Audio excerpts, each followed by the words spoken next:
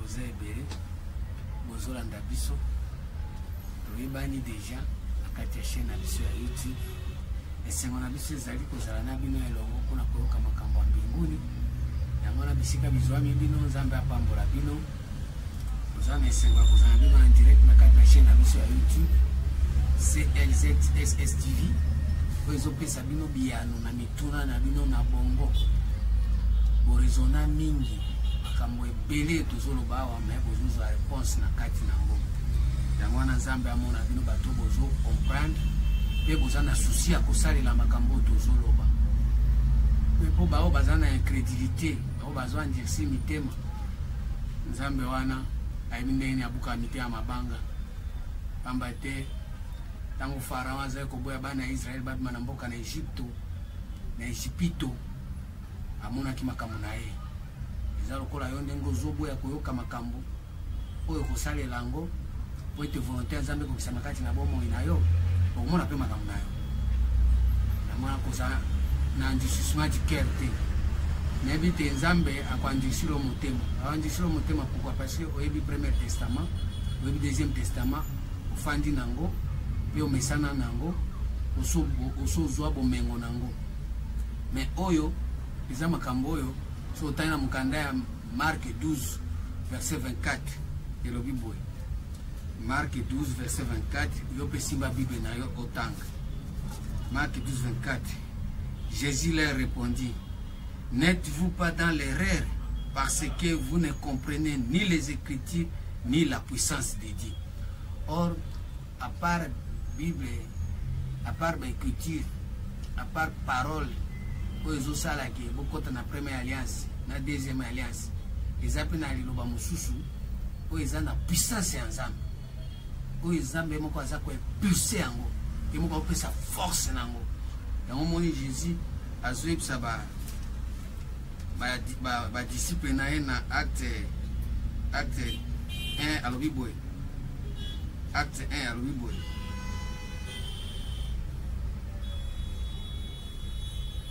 Na acte 1 verset 4.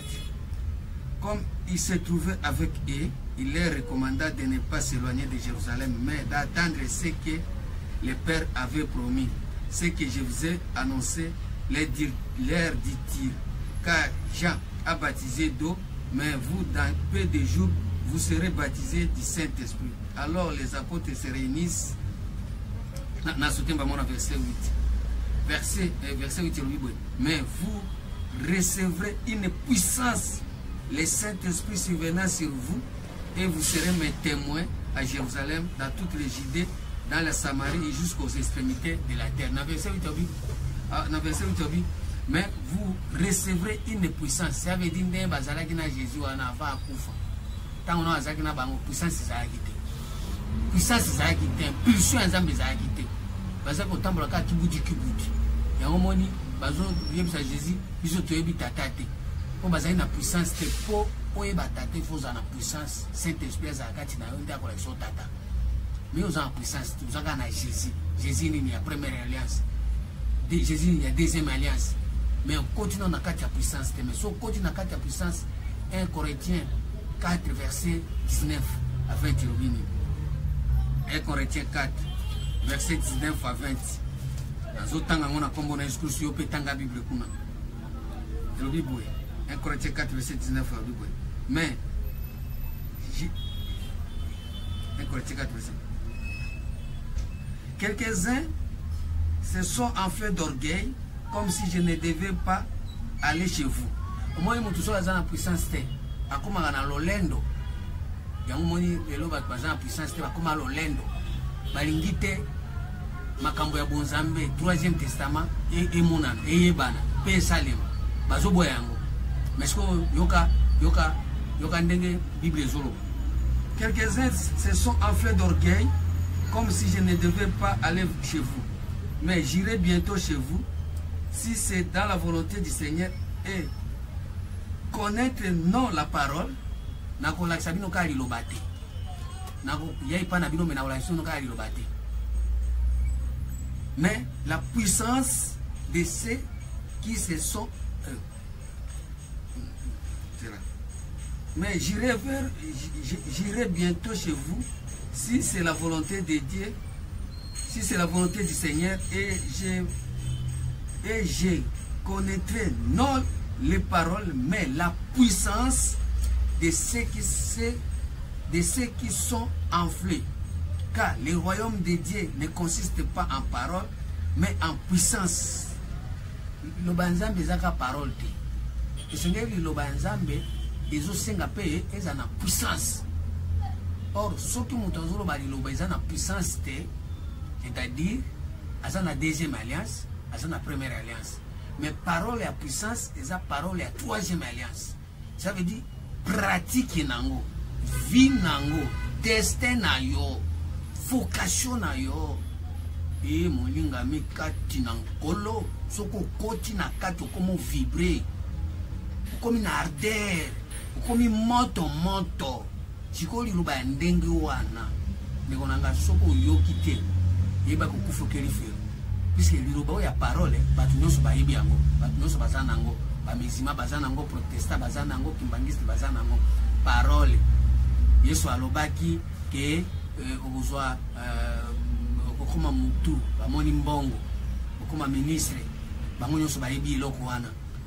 Yesu alobi bopesa moko na zomi, bamoni mbongo, eza parole.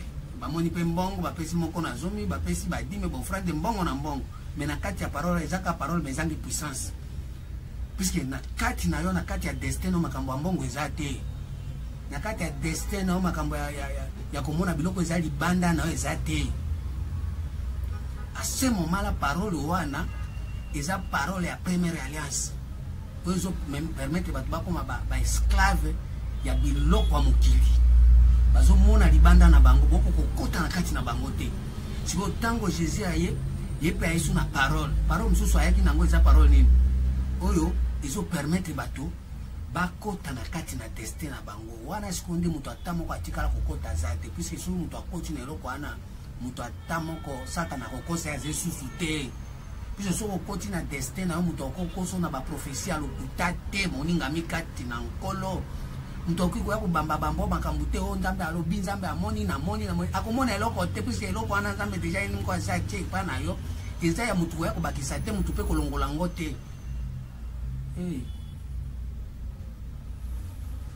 Yango ano moni elobi so tozwe la bino parole pour permettre bino boza na puissance pour recevoir Saint-Esprit.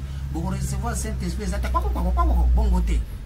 Saint-Esprit c'est-à-dire mutu soka koti na kati na vocation na ye, mutu soka koti na kati na destin na ye, mutu soka koti na conscience na ye et reconnaître biloko ya ye nzambe atia kati na ye.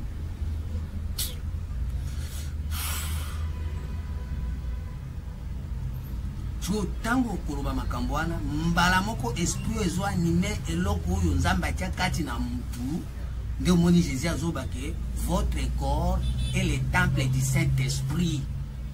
Parce que ozo sale la destin na yo Saint-Esprit eza makambo ya kokopier te.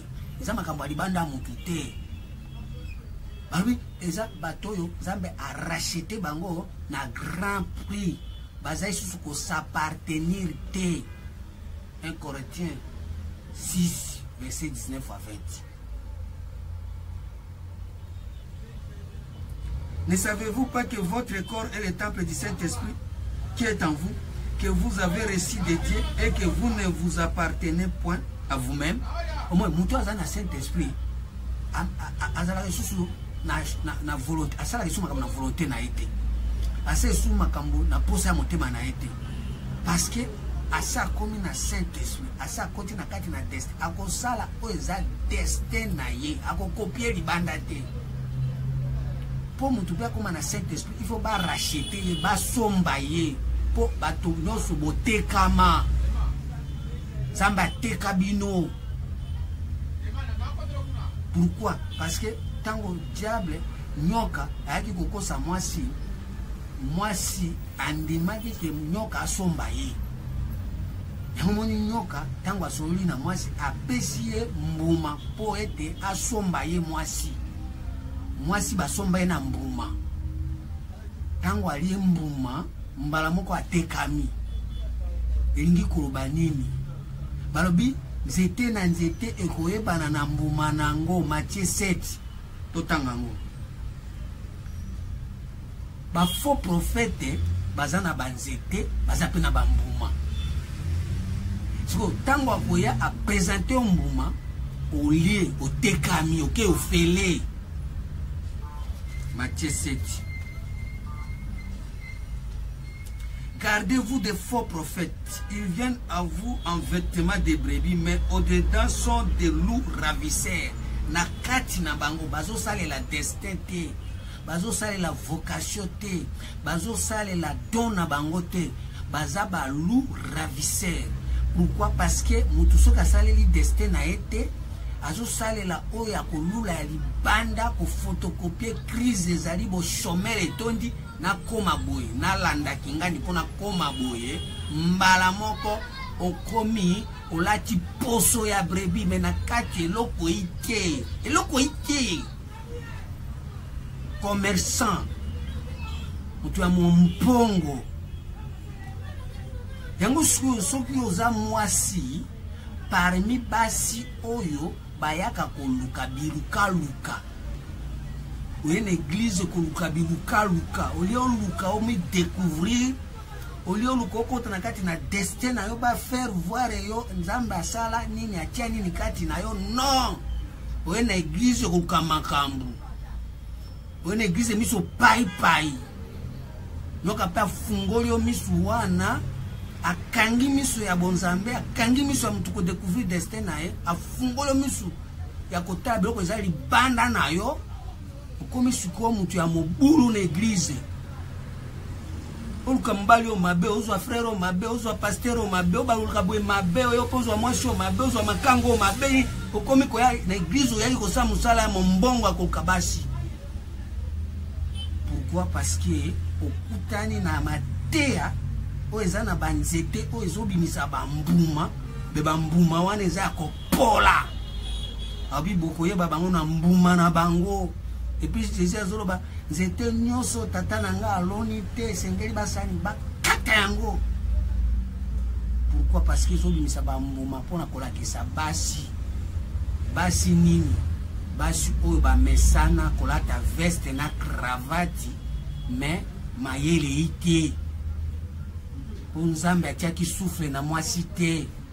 Souffle ezake pa mwasi te nzambe babimisa ye na koti ya mobali souffle akotaki na kati ya souffle te mwasi azaka na souffle te mwasi apemaka te soko okutani na mwasi oyo azopema nzambe mutu asala ye te mais mwasi nyonso nzambe asala babimisa na koti ya mobali nzambe asouffla na kati na ye te po nzambe azoloba bien na mokanda ya Job 32 verset 8. En réalité dans l'homme c'est le souffle du Tout-Puissant qui donne l'intelligence.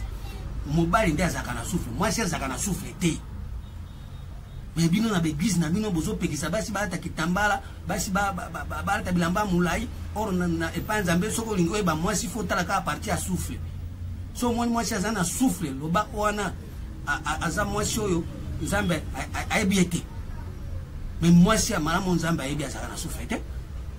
En réalité dans l'homme c'est l'esprit, le souffle du Tout-Puissant qui donne l'intelligence. Mais en réalité, dans la femme, c'est quoi? C'est la chair. Moi, c'est un zoto. Okoza mobali na veste, mais c'est un zoto. Yeba ki oza mwasi. Okoza ape mama na maputa, mais c'est oza na souffle ya nzambe. Yeba ki oza mobali. Parce que oza na intelligence. Yobi ko séparer makambo. Yobi ko différencier makambo. Pe soko oza na eloko nzambe oza na maputa. O melisaka so uzane loko nzambe uzosale lango ba koza mobali po epanzambe azo considérer ba tuloko ne ba considérer raté. 1 Samuel 16 verset 7. Dieu ne considère pas ce que l'homme considère ce qui frappe les yeux, mais Dieu regarde au cœur. On a katia motema mutunde nzambe azoloba na mokanda Proverbe 20 verset 5. Les destins dans le cœur de l'homme sont des eaux profondes. L'homme intelligent s'est épuisé. Okoza la mwasi uzana intelligence okotoka mayo eza destin na yo poko salela yango molinga mikati na nkolo to tika blague na makambo nzambe to sesi na ta blague na makambo nzambe te keba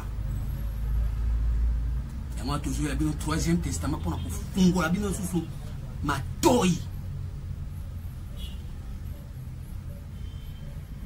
Psaume 40, verset 7.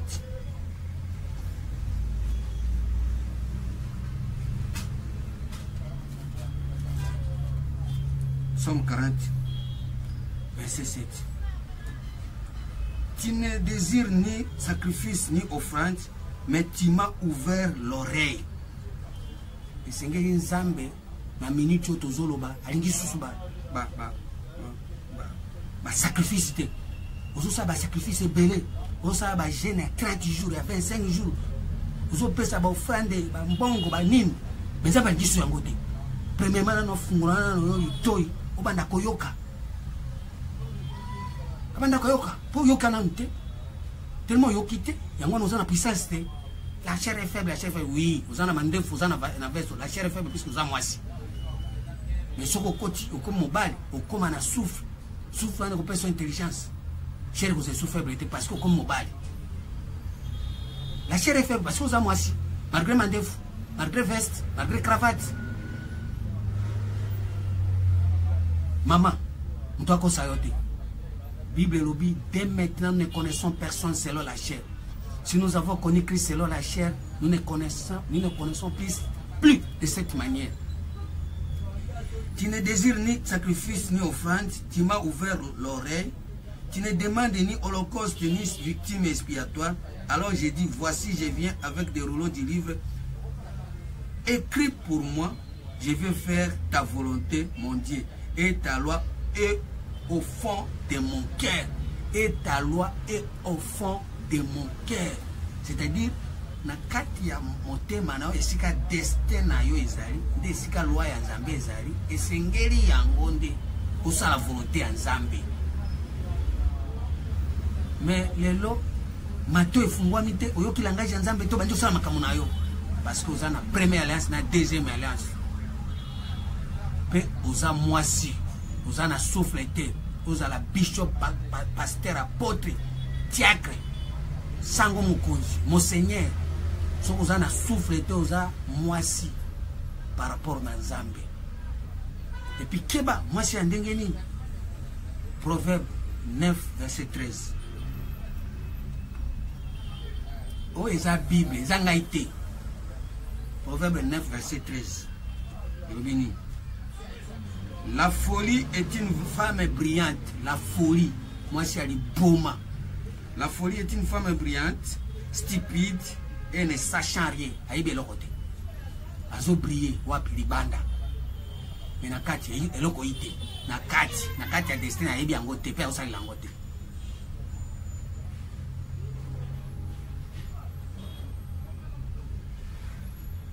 Mais la violence couvre la bouche des méchants. Moni, ceux qui ont fait folie, a comme violent. Violent, c'est un salé. Kokaka, bashi, moussous, a comme déjà nyoka. Faux prophète, nyoka. À la tibilamba, ba prépi, mais na kat, lourd à visser. À ce moment-là, a comme la violence na monoko. Mais la violence couvre la bouche des méchants. Il y a un commis violence, la séduction. Séduction. 2 Corinthiens 11 verset 2. 2 Corinthiens 11 verset 2. Maman, papa, t'as la Bible. Car je suis jaloux de vous, d'une jalousie de Dieu, parce que je vous ai fiancé à un seul époux pour vous présenter à Christ comme une vierge pure. Toutefois, de même que le serpent séduisit Ève par sa ruse, je crains que vos pensées ne se corrompent et ne se détournent de la simplicité à l'égard de Christ. Vos pensées ne se corrompent. Ça veut dire, basi nyonso, nyoka, ayakaka pona ko corrompre nini, pensée. Azo corrompre makanisi. Tango ayebisio, soko liembu maoyo, miso na yo, eko fungwa makokoma lokola Nzambe, aye ko corrompre déjà pensée na. À ce moment-là, au liembuma. Tango liembuma, menzete wana, ezola kisambuma nini. Ozumbuma sans prota au travail na nzete. Ozumbuma sans prota oye ba grandeur ya nzete. Or, arbre de vie, ce n'est que Christ. ozozwa ba pratique ya mabe ozosala ozozwa résultat nango oyebi bonzambe te. Or Jésus a dit, sans moi vous ne pouvez rien faire. Jean 15 verset 5. Mais avant que ça la kozwambuma zalana na nzete eza Jésus zalana mayele Jésus eza bwanya yango momoni lelo batu bazaya ko pola église eza ko pola kindoke koti na église kotindikila batu ba moto. Est-ce que destin nzambe zaki yo na kati na atiaki moto na kati na potindikila ka batu moto na kati na yo kwa mutu yo nzambe amonaki atie na kati na yo oyo esengeli obimisa eza moto ndelo kwa mutu ya yo yebi wana utumba tumbaka batu soki nzambe atali na mabe na yo nengo utuma seka tumbio olwani owanza me poyo salinga bo oli oluke loko za na kati na yo epeso puissance epeso force o reconnaître bon nzambe apende obanda koloba non omoni Jésus na kanda na ye akotaki na temple fimbo fimbo fimbo abi beaucoup mosala commerce na bonzambe olie ndako ya tata na ngai za ndako ya mabondeli ebino bokomisa ndako ya mpindo ya kolokaka bato moi moi na balingomba na baassemblée ofandi kotindikila bato moto. Or Nzambe tango azoloba makambo na ye azolinga premièrement nano moto akota nao na kati na destin na ye a découvrir puissance na ye tango akozwa puissance nde ata alobi akomi na nguya. Amoni Jésus azwi bisa ba disciple na bofanda ka na Jérusalem tino ete na kotindela bino papa prometaki puissance nde bokozwa kofanda na Jérusalem eza ofuta tiko ke Jérusalem Jérusalem eza mboka Nzambe ti fanda na eta moko bo Nzambe azosenga ozala zala na ona eta wana te ozela Nzambe atindo pisa yango mwa tozebisa bino na micho bolongwa na ba eta obozana nango ya première alliance na deuxième bokota na bofana na eta moko boye botala ki biloko eza te tozela nano biloko ya sika oyo ezomemela bino naomemela bino na 3e testament.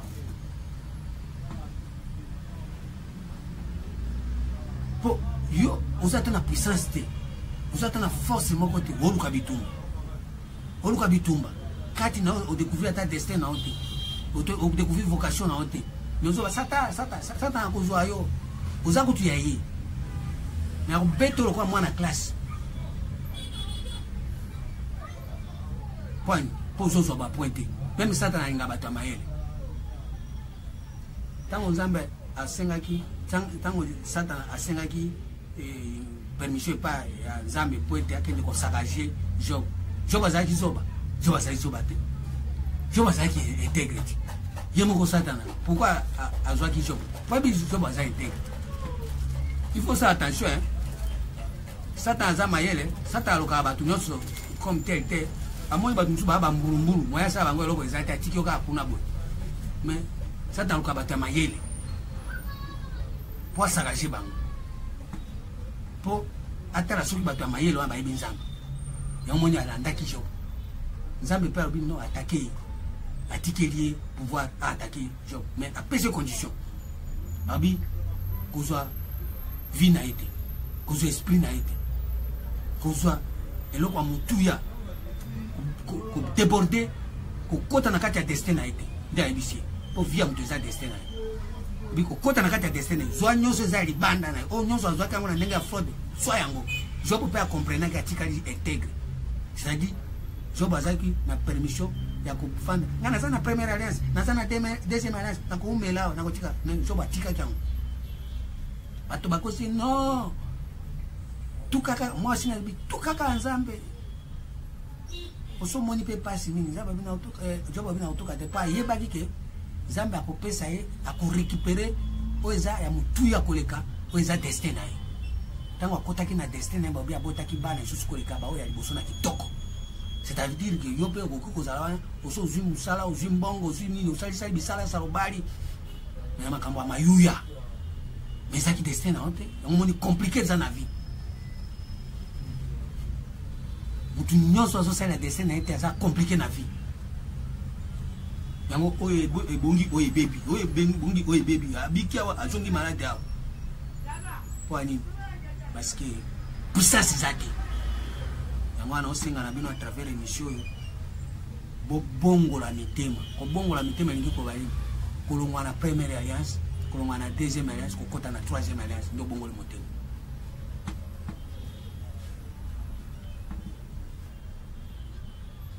pour les lots oh c'est là 2 Corinthiens et 2 Pierre 3 verset 3 2 Pierre 3 troisième verset le Bible na otanga on a comme Jésus Christ sachant qu'il va tout pousser na tanga verset 4 sachant avant tout que dans les derniers jours il viendra de mon cœur avec leur raillerie marchant selon leur propre convoitise ndi makambo zo salem zo tambola na convoitise na yo et puis tango zo tambola convoitise na yo zo nasana nzambe non non zo convoiter blo wali bande za na kati na hotel ils ont destin na hotel ils ont vocation na hotel ils ont conviction na hotel Romains 14 verset 23 sachant avant tout que dans les derniers jours, il viendra de mon cœur avec leurs railleries, marchant selon leur propre convoitise, en disant, où est la promesse de son avènement? Car depuis que les pères sont morts, tous demeurent dès le commencement de la création. Depuis que les pères sont morts, tout demeure comme dès le commencement de la création. Depuis que batata na biso bakufi nyonso ezalaka ndenge moko depuis ebandelizaka ndenge wana changement moko ezate. Pourquoi? Parce que batu nyonso baosalela destin na bango te changement moko ezate depuis batata bakufa depuis kala te lelo changement moko ezate po parce que mutata moko osala destin na ete batu baosala biloko ya vocation na bango te. Mais bon ça biloko ya convoitise bon ça biloko ya apparence biloko ya libanda na bango yango ana moni lelo lo banzambe eza na nguya te batu boko kobongwama te kimia mpe kokokota te